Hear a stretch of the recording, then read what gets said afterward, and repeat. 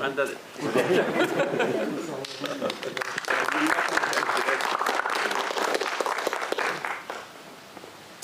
İsmailov Vüqar Vaqifoğlu.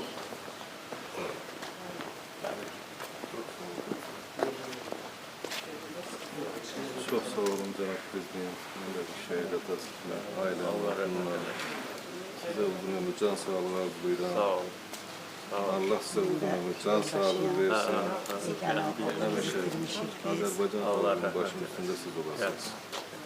Çok sağ olun. Yani iki orada kalıp her zaman biri birinci sınıfa gidip biri ikinci sınıfta Allah'ımızdan olsun kitaba çekiyor. Getirir der ki mənə bunu tanıyırsan. Yani bu ilham Əliyevdir. Cəbrayıl arzusundan yaşayır o nəvələr. 6 yaşı var. Bütün her yeri bəyənmir. Bir dənə deyir mənə Cəbrayıl belədir. Sizin sayəsinizdə, atasının kimi igid oğulların sayəsində Allah sizləri var eləsin həmişə. Sağ olun.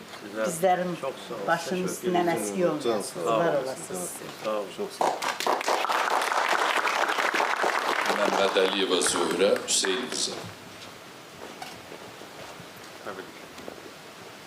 Siz neçə yaşınız var? İşğal dövründə. Çok üzücü.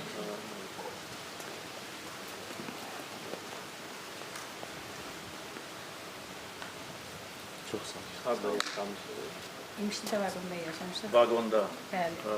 Onun 8-ində Güləsbərdə şəhidlikdə Qaçqın yaşamışdık. Çox şəhid. təşəkkür Ha. edirəm.